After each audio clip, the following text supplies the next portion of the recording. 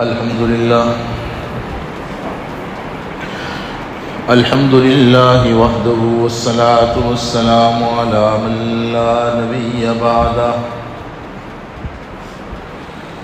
أعوذ بالله من الشيطان الرجيم. بسم الله الرحمن الرحيم.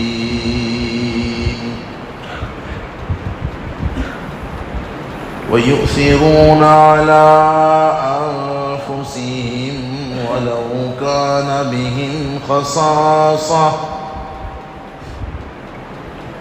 صدق الله مولانا العظيم وصدق رسوله النبي الكريم ونحن على ذلك لمن الشاهدين والشاكرين والحمد لله رب العالمين.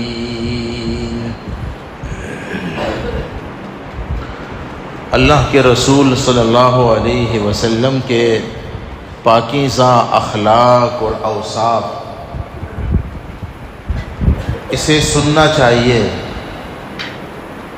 اور حضور کی سیرت میں آپ کے اخلاق اور اوصاف کو سن کر اپنی زندگی اس کے مطابق بنانے کی پوری کوشش کرنی چاہیے.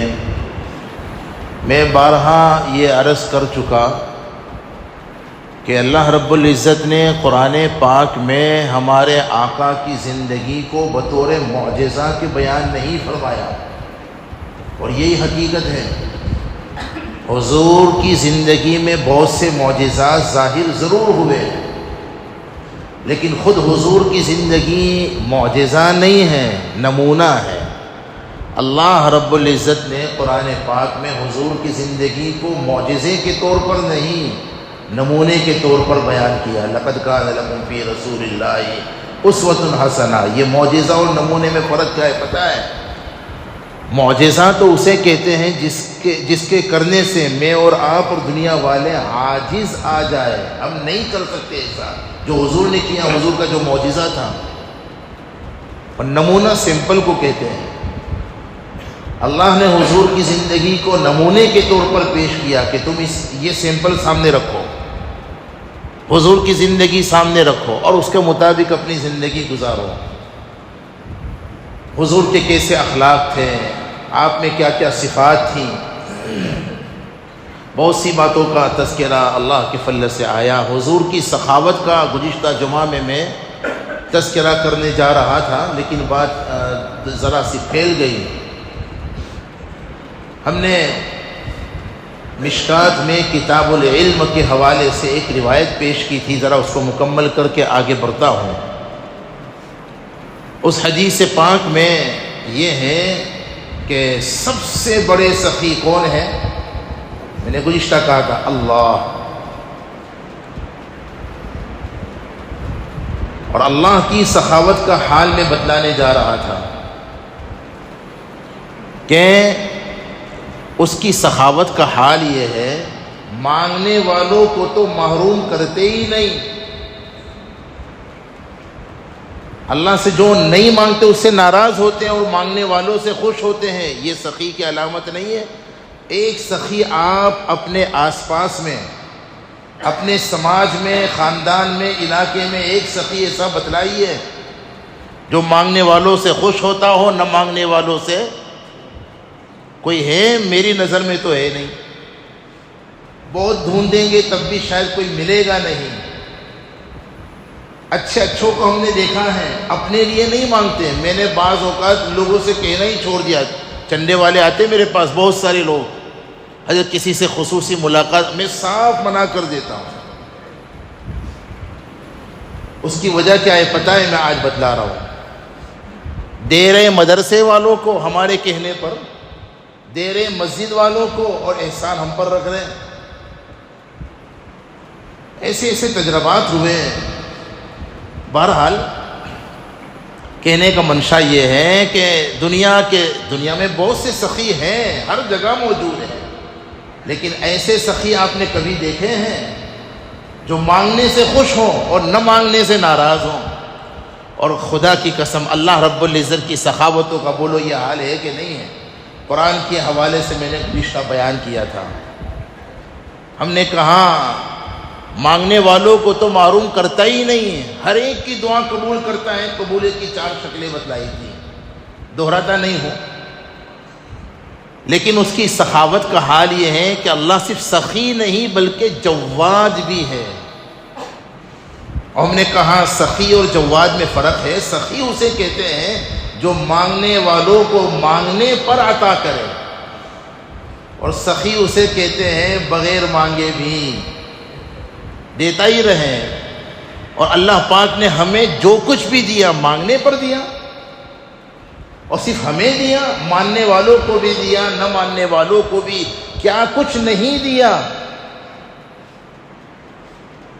اسی لیے وہ قرآن پاک کی آیت ہے نا وَآتَاكُم مِّن كُلِّ مَا سَأَلْتُمُوهُ، اس کا ایک مطلب محققین نے، مفسرین نے یہی بیان کیا، اس نے تمہیں ایسی ایسی نعمتوں اور ایسی ایسی چیزوں سے نوازا جس کو مانگنا چاہیے تھا لیکن تم نے مانگا بھی نہیں، اور تمہیں بغیر مانگے اس نے سب کچھ دیا۔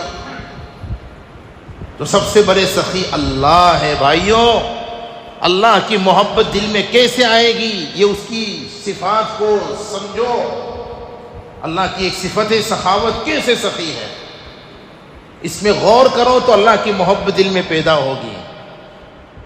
سب سے بڑے سخی حدیث میں ہے کہ اللہ ہے، اور اللہ کے بعد سب سے بڑے سخی اس کی پوری کائنات میں جناب محمد الرسول اللہ صلی اللہ علیہ وسلم ہے۔ اور حدیث میں آتا ہے میرے بعد انسانوں میں سب سے بڑا سخی وہ ہے جو اللہ کے لیے علم حاصل کرے اور پھر وہ اللہ کی رضا کے لیے وہ علم لوگوں میں پھیلائے۔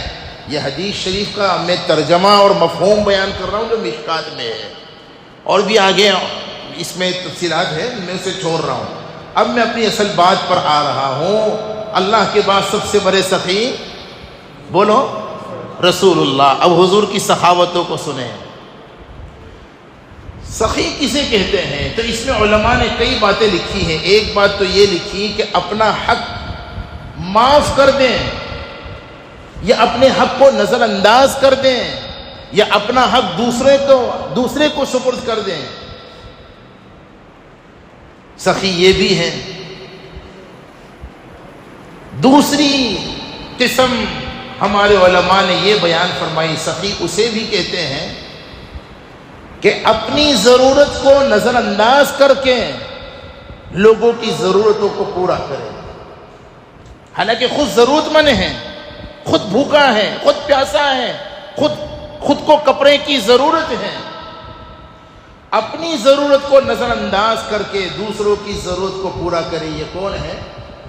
یہ جو میں نے آیت کریمہ کا ٹکڑا پیش کیا نہیں، وَيُؤْثِرُونَ عَلَىٰ أَنفُسِهِمْ وَلَوْ كَانَ بِهِمْ خَصَاصَةٌ، اس کا یہی مطلب ہے۔ ایثار جو سخاوت کا اعلیٰ درجہ ہے، سب سے اونچا درجہ سخاوت کا، اس کو ایثار کہتے ہیں۔ اس میں ہوتا یہ ہے کہ آدمی اپنی ضرورتوں کی پرواہ نہیں کرتا، پہلے میرے بھائی، پہلے دوسروں کی ضرورتیں پوری ہو، میرا تو اللہ مالک ہے۔ میرے بھائیوں، صحابہ سے بڑھ کر سچے اچھے انسان کوئی نہیں تھے۔ حضور نے جس جماعت کو تیار کیا نا، خدا کی قسم ہمارا یہ چیلنج ہے، ساری دنیا کے علماء کا یہ چیلنج ہے۔ اس چیلنج کا جواب آج تک کوئی دے بھی نہیں سکا، دے بھی نہیں سکتا۔ اور وہ چیلنج یہ ہے کہ حضور نے جس جماعت کو 23 سال کی محنت سے جو جماعت تیار کی، اس سے بہتر کوئی جماعت دنیا نے کبھی دیکھی ہی نہیں، ہو ہی نہیں سکتی۔ صحابہ ایسے تھے، بہت مثالیں ہیں، اپنی ضرورتوں کا لحاظ نہیں ہے، دوسروں کا خیال ضرور ہے۔ ان کے یہاں خود غرضی نہیں تھی، ہمدردی تھی۔ اللہ کرے آج کے بیان میں یہ ایک جملہ ہم سمجھ لیں۔ کیا کہا؟ ذرا بولو بھائی۔ صحابہ کے یہاں کیا نہیں تھی؟ بولو خود غرضی کیا تھی؟ ہمدردی۔ اللہ کرے کہ ہمارے گھروں میں ہم اس صفت کو اپنا لیں، اللہ کرے کہ ہم اپنے خاندانوں میں اس صفت کو اپنا لیں، اللہ کرے کہ ہم اپنے سماج میں اس صفت کو اپنا لیں۔ آج دیکھیے نا خود غرضی کا کیا حال ہے۔ ایک باپ کو اپنی اولاد کی پرواہ نہیں، اولاد کو اپنا کام پہلے ہونا چاہیے، سگے بھائی کو سگے بھائی کی فکر نہیں، ہمدردی بہت کم کسی میں ملے گی۔ میں ایک مرتبہ ڈاکٹروں کا ایک سیمینار تھا ہمارے یہاں برودا ہی میں ایک ہوٹل میں، مجھے بھی کچھ کہنے کا موقع دیا تو میں نے کہا ڈاکٹر کو ہمدرد ہونا چاہیے، لیکن آج حالت یہ ہے، ابھی جو ہمارا سیمینار ہوا ڈاکٹروں کے تعلق سے بہت سی باتیں تھی، انشاءاللہ میں وقتاً فوقتاً جو ڈیجیٹل تصاویر سے متعلق جو سیمینار میں جو فیصلے ہوئے ہیں اور میں نے اپنے عزیزوں کو بھیجے ہیں وہ تجاویز، ڈاکٹروں سے متعلق بھی بہت سی باتیں انشاءاللہ لانے کی اپنی مجالس میں کوشش کروں گا وقتاً فوقتاً۔ آج دیکھیے نا ڈاکٹر کو ہمدرد ہونا چاہیے کہ نہیں ہونا چاہیے، لیکن شاید 100 میں کوئی 1-2 ملیں گے۔ اگر پیسہ ہے تو ساری اس کی ہمدردیاں آپ کے ساتھ ہیں، مریض کے ساتھ ہے، اور پیسہ نہیں ہے تو مر رہے تو مرتا رہے، تڑپ رہا ہے تڑپتا رہے، جو ہونا ہوتا رہے، ہمیں کیا مطلب۔ اس وقت سماج کا سب سے بڑا المیہ اگر آپ غور کریں، سب سے بڑی تکلیف کی جو بات سماج میں ہمیں محسوس ہوتی ہے وہ یہ ہے کہ اچھے اچھوں سے ہمدردی نکل چکی ہے اور خود غرضی۔ ہم لوگوں کو مت دیکھیں، میں اکثر کہا کرتا ہوں اپنے اندر یہ باتیں پیدا کرنے کی کوشش کریں۔ بات سمجھ میں آ رہی نہیں ہے بھائیوں، یہ بیان سننے کے صرف نہیں ہے، عمل میں لانے کے لیے ہے۔ اب میں زیادہ تفصیل میں نہ جاتے ہوئے گزشتہ جمعہ کو یہ 3 واقعات تو مجھے سنانے تھے۔ حضور کی زندگی میں سخاوت، ہمدردی کیسی تھی، اپنی ضرورتوں کا کوئی لحاظ نہیں۔ حدیث میں آتا ہے، حضرت جابر رضی اللہ عنہ کی روایت بخاری مسلم میں موجود ہے، جب بھی کوئی سائل آپ کے پاس آتا، کسی بھی قسم کا وہ سوال کرتا، آپ نے کبھی کسی سائل کو نہ نہیں کہا، یہ حدیث شریف میں ہے۔ کبھی کسی کو آپ نے، بولو بھائی، ہمارے آقا کی یہ صفت تھی، ہمارے آقا کا یہ اخلاق تھے، یہ اوصاف، کبھی کسی کو نہ۔ ہماری تو بیویاں بھی کتنے ڈر کر کے جو اس کا جائز حق ہے نا، ہمارے ذمے جو اس کا جائز حق ہے، اس کو خرچہ دینا، اس کا ضرورت میں علاج کروانا، اس جائز حق کے بارے میں بھی ڈر کر کے شوہروں کو کہتی ہے کہ ابھی یہ نہ کہہ دے رہے ہیں۔ اولاد کو ڈر ہے ماں باپ سے کہ ابو کہیں منع نہ کر دے، جو جائز فرمائشیں ہیں بچوں ناجائز فرمائشیں کرنی ہی نہیں چاہیے۔ اور خود ماں باپ کو ڈر ہے کہ یہ جو کماؤ بیٹا ہے نا، کماؤ بیٹا جس کو خون پسینہ ایک کر کے نہ جانے کیا کچھ میں نے اپنی جوانی کو کھپا کر کے لگا کر کے اس کو جو میں نے پڑھایا ہے اور بڑا کیا ہے اور کسی قابل بنایا ہے، لیکن دین نہیں سکھایا نا، اس لیے اس اولاد سے ماں باپ ڈرتے ہیں۔ وہ باپ کچھ فرمائش کرتے ہوئے ڈر رہا ہے کہ یہ کماؤ بیٹا کہیں، بولو بھائی، نہ کہہ دے۔ ہمارا تو یہ حال ہے، اور حدیث میں حضور نے کبھی کسی کو نہ نہیں کہا۔ فرقدق شاعر جو تھا، عربی کا مشہور شاعر، اس نے امام زین العابدین کے متعلق یہ شعر کہا تھا، جو حضور کے خاندان میں سے تھے، حضرت حسین کی اولاد میں، جس کا یہ خون تھے نا، اس نبی کا وہی حال تھا جو فرزدق نے اپنے شعر میں کہا تھا، ما قال لا الا فی تشہدہ لولا التشہد لکانت لاؤہ نعم۔ اس کا مطلب یہ ہے کہ کلمہ شہادت میں جو لا ہے نا، لا الہ الا اللہ، حضور نے اگر کلمہ شہادت میں لا نہ ہوتا تو حضور کی زبان مبارک سے کبھی لا کا لفظ ہی نہ نکلتا۔ لا کا مطلب ہوتا ہے نہیں۔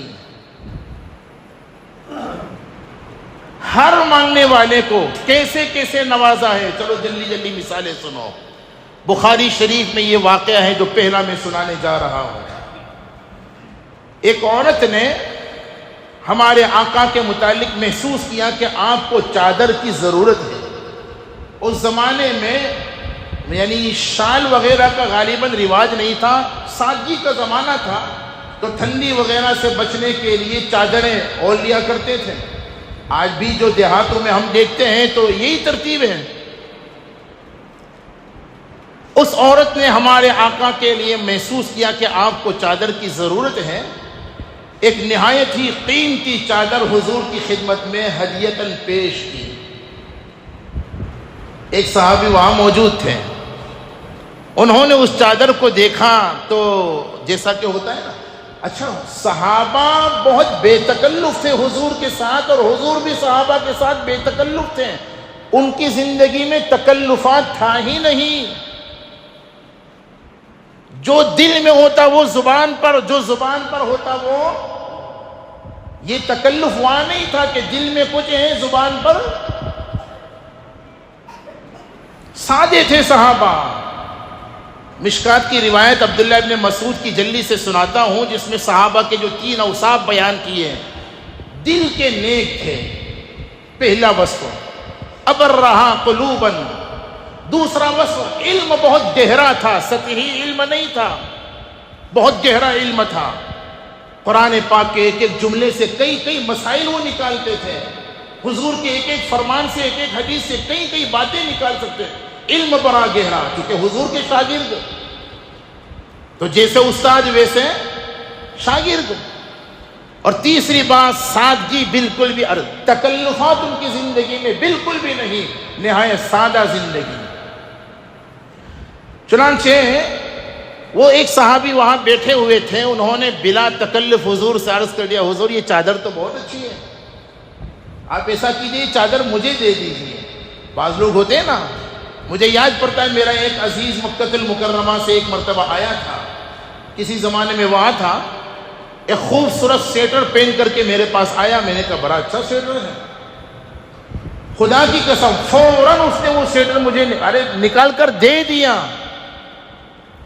اور میں نے بہت اصرار، بھائی مجھے یہ اتنا بھاری بھی ہے، اتنا وزندار بھی ہے، میں نے ویسے ہی کہہ دیا یار، اس لیے تھوڑا کہا کہ تم یہ مجھے دے دو، مجھے اس کی نہیں مفتی، اب آپ کو رکھنا ہی پڑے گا۔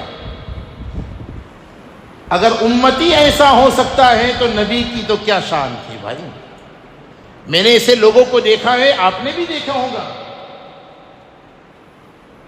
تو حضور نے وہ صحابی نے کہا کہ حضور یہ چادر بڑی اچھی ہے، آپ ایسا کریے مجھے دے دیں۔ اب ضرورت کے باوجود حضور نے فوراً اس چادر کو نکال کر اس صحابی رسول کو دے دیا، بخاری شریف میں ہے۔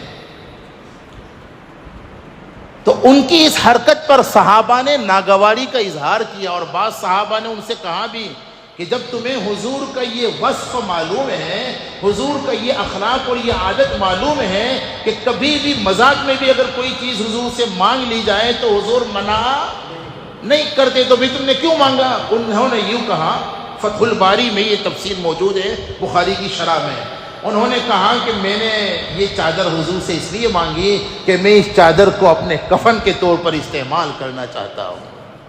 حدیث میں اس سے علامہ حافظ ابن حجر اسقلانی نے جو شارح بخاری ہے 2 مسئلے ثابت کیے۔ ایک تو یہ ہے کہ بزرگوں کے آثار سے تبرک حاصل کرنا جائز ہے، اور نمبر 2 اپنے موت سے پہلے کفن کی تیاری کرنا اور اپنے لیے کفن کا انتظام خود کرنا، یہ صحابہ کا طریقہ ہے۔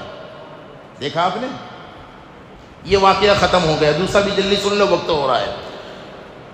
حدیث پاک میں آتا ہے ایک عورت نے، وہ ضرورت مند تھی، ایک مرتبہ اپنے بیٹے کو حضور کی خدمت میں بھیجا اور یہ پیغام دیا کہ حضور سے کہیے کہ کوئی کرتے کا میرے لیے انتظام کر دے۔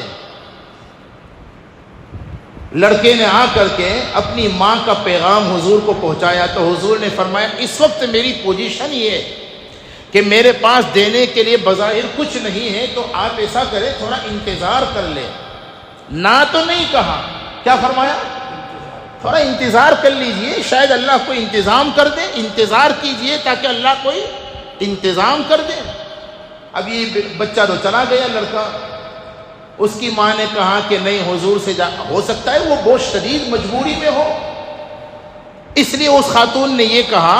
یہ تفسیر قرطبی وغیرہ میں یہ روایت، یہ واقعہ موجود ہے جو میں عرض کر رہا ہوں، اور ابھی ایک آیت پیش کروں گا 15ویں پارے میں، اس کے شان نزول میں یہ واقعہ موجود ہے۔ اس خاتون نے اپنے بیٹے سے پھر دوبارہ پیغام بھیجا کہ حضور سے کہیے کہ میں انتظار نہیں کر سکتی، جو کرتا اس وقت آپ نے اپنے بدن مبارک پر پہنا ہے نا، وہی کرتا آپ مجھے نکال کر، یہ ہے روایت میں۔ جب اس نے یہ کہا تو ہمارے آقا کی تو حالت یہ تھی، عادت یہ تھی، کبھی کسی کو انکار نہیں۔ خدا کی قسم حدیث میں آتا ہے حضور نے جو کرتا پہنا تھا وہ کرتا نکال کر کے اس لڑکے کو دے دیا اور اس اپنی ماں کے پاس چلا گیا، اور حضور چونکہ ننگے بدن ہو گئے، تہبند تھی ننگے بدن اوپر کا حصہ، تو حضور اپنے کمرے میں چلے گئے۔ حدیث میں آتا ہے سیدنا بلال نے اذان دی، نماز کا وقت ہو جانے کے باوجود حضور باہر نہیں نکلے۔ صاحبوں کہاں کرتا ہوں، سن لو اچھی طرح سے، تم لوگ وقت کے پابند نہیں، امام کے پابند ہو۔ سمجھ میں آ رہا ہے نہیں آ رہا ہے؟ وقت کی جو ترتیب ہے وہ انتظامی امور میں آسانی کے لیے۔ اگر 2 بجے جماعت کا وقت ہے، ضروری ہے کہ 2 بجے امام آئے نہ آئے آپ کھڑے ہو جائیں؟ بالکل جہالت سے لوگ پیش آتے ہیں، بعض لوگ بالکل جاہلانہ حرکت۔ میں کہا کرتا ہوں وقت کے تابع ہوں یا امام کے تابع ہوں، غلط بات ہے۔ صحابہ اس وقت تک جماعت کے لیے کھڑے نہیں ہوتے تھے جب تک حضور کو آتا ہوا دیکھ نہ لیتے۔ اب صحابہ نماز کا وقت ہو گیا، کوئی کھڑا ہو نہیں رہا ہے، حضور آ نہیں رہے، تو بعض صحابہ حضور کی خدمت میں گئے تو آپ نے دیکھا صحابہ نے کہ حضور اپنے کمرے میں بیٹھے ہوئے ہیں اور کرتے کے بغیر۔ حضور صورتحال جب معلوم کی تو پتہ چلا کہ ایسا ایسا معاملہ، حضور نے فرمایا میں اس وقت کرتا نہیں ہے، اس لیے میں مسجد میں نماز کے لیے آ نہ سکا۔ حدیث پاک میں آتا ہے، مختلف تفاسیر میں یہ واقعہ موجود ہے، اس موقع پر اللہ تبارک و تعالی کی طرف سے آپ کو پیار کے انداز میں تنبیہ فرمائی، متوجہ فرمایا، وَلَا تَبْسُطْ يَدَكَ مَبْسُوطَةً وَلَا تَبْسُطْهَا كُلَّ الْبَسْطِ فَتَقْعُدَ مَلُومًا مَحْسُورًا وَلَا تَبْسُطْهَا كُلَّ الْبَسْطِ۔ سورہ بنی اسرائیل کی آیت ہے 15ویں پارے میں۔ پیارے اتنا زیادہ اپنے ہاتھ کو مت کھول دیجئے، سخاوت اتنی مت کیجئے کہ خود آپ مشقت میں مبتلا ہو جاؤ۔ آپ سمجھے نا، یہ حالت تھی۔ بہرحال میں نے اور بھی واقعات سنانے تھے حضور کی۔ اچھا یہ بہت جلدی سے یعنی یہ تو اس وقت کا حال تھا جب حضور کی زندگی میں تنگی تھی، اور جب اللہ نے کشادگی سے نواز دیا تو آپ کی سخاوتوں کا یہ حال تھا، اتنا دیتے تھے کہ لینے والے کے لیے اٹھانا مشکل ہو جاتا تھا۔ حدیث میں آتا ہے جب فتوحات ہوئی اور ایک مرتبہ بحرین سے بہت زیادہ مال مسجد نبوی میں آیا، تو حدیث میں آتا ہے نماز سے پہلے جب حضور تشریف لائے، اس بحرین کے مال پر ایک نظر ڈال کر دیکھنا بھی آپ نے پسند نہیں کیا۔ نماز کے بعد میں آپ نے جو بھی ضرورت مند سامنے آتا گیا بھر کر کے آپ دیتے رہے، اور اسی میں آتا ہے کہ عبداللہ ابن عباس رضی اللہ عنہ اس وقت بڑے محتاج ضرورت مند تھے، آپ نے عبداللہ ابن عباس کو اتنا دیا کہ ان کے لیے اٹھا کر لے جانا مشکل ہو گیا۔ حضور کی سخاوتیں ایسی تھی۔ بھائیو یہ بیان اس لیے ہم نے کیا کہ حضور کا یہ وصف ہم اپنی زندگی میں اپنائیں، اپنے گھروں میں، اپنے خاندانوں میں، اپنے سماج میں، اپنے ضرورت مندوں میں اس وصف کو اپنائیں۔ انشاءاللہ العزیز اس ایک وصف کو اپنانے سے بھی انسانیت کا بڑا نفع ہوگا۔ اللہ تعالی ہمیں سمجھ کر کے عمل کرنے کی توفیق عطا فرمائے۔ آمین۔ وآخر دعوانا الحمد۔